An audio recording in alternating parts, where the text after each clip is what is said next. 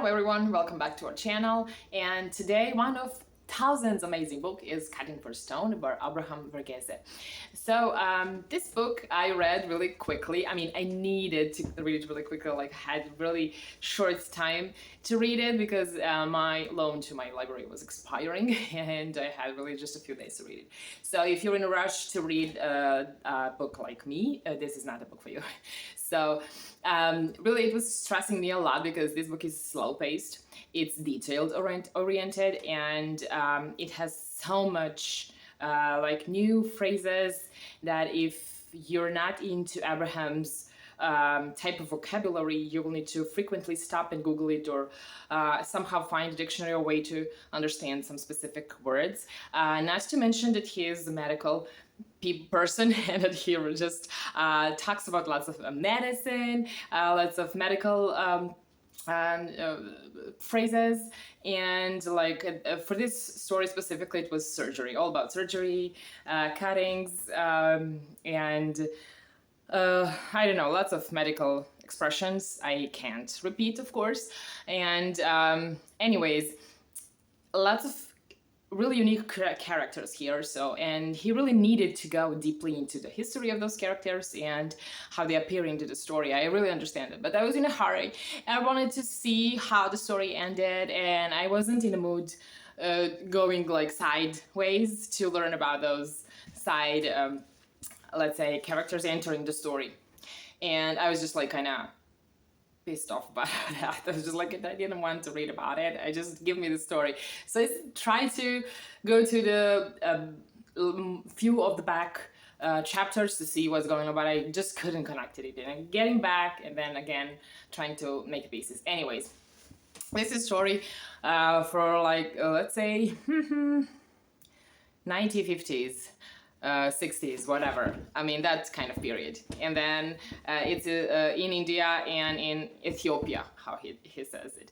So people from India traveling to Ethiopia to do some, let's say, missing mission work at missing hospital, who got this name by misspelling, like Ethiopians can say missing good. They said mission good, like, and then they said missing. So they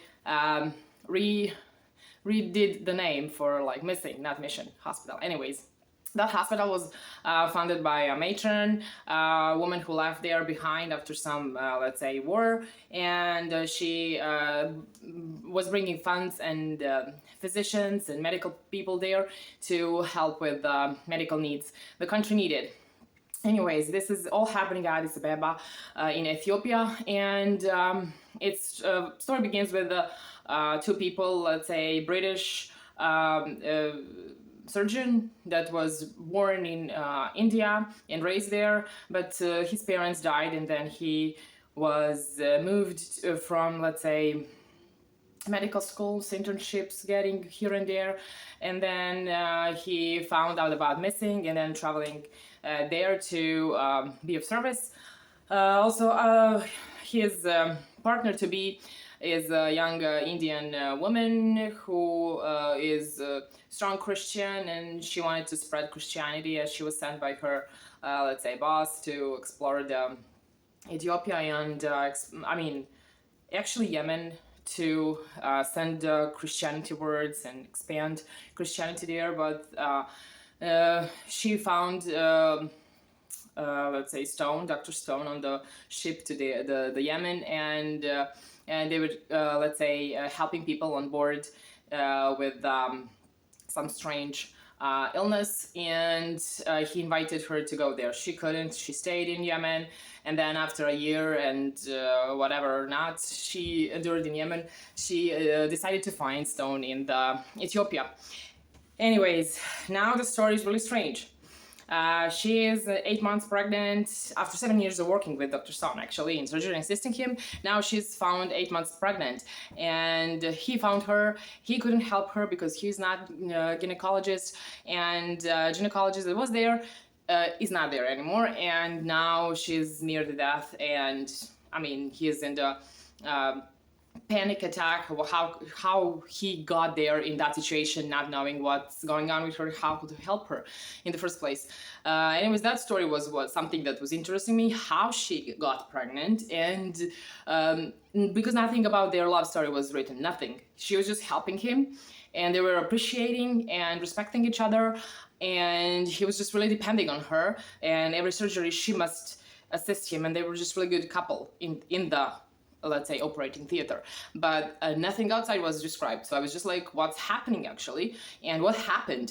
But no, author stopped there, and then he was going into the story of, let's say, some Indian gynecologist woman who was working there and not there, and then going into her story, and then going into another doctor's story, and I was just like, oh no, get me to the story. But actually, story cannot continue without their stories, because those doctors will take over after the death of that assistant of Stone, Mary, and then he was abandoning the place entirely because that was shock for him. He was going outside of Ethiopia. He couldn't bear it to look at it and stay there anymore. So those two other physicians who attracted each other became couple and became the legal guardians of those twins that barely survived. So, and then story follows the twins, how they are raised, what they acquired, what their let's say growing up situations were, and how they grow up, what they thought. And it's really deep story, and especially because one of those twins is now going to be probably recognized as something with autistic spectrum disorder, because he was just like so living in the now. He was not processing emotion, or it was taught not to, and he was just like get to the point, just do it. All women are beautiful, why would I care? Things like that. So it was really fun to learn about that. It was happening probably in the 70s, at that moment, 80s, that the twins were growing up. So it was all without the current technology and everything. So you will follow their story, and you will actually pretty much enjoy it until, once you come back at the end. And that I wanted to find out, it's nothing spectacular. And I really grew to appreciate the story at the end, and appreciate it, especially the twins story. So it was really heartwarming at the end, and I cried a lot. And if you judge a book by how much you cry, then this book is for you, and this book is good, and I can give you like 5 stars. So, but I wanted to share my impressions in my journey through reading this book, and how I appreciated this book and what I lived through. So, if you have small time to read this is not gonna be. It's really like Dynasty. You're reading and reading and reading, which is good. And New Abraham's book is even thicker. Once I got it, I was just like, oh my gosh, it will take me half a year to read it. So, but anyways, it's quality book. So it's one of those books, if you don't read a lot and much, and you really want something quality to read, this is the book for you. So please let me know in the comments below, how did you like it? What did you enjoy in this book? And if I can read anything else for you. Thanks for watching, and we'll see you in the next video.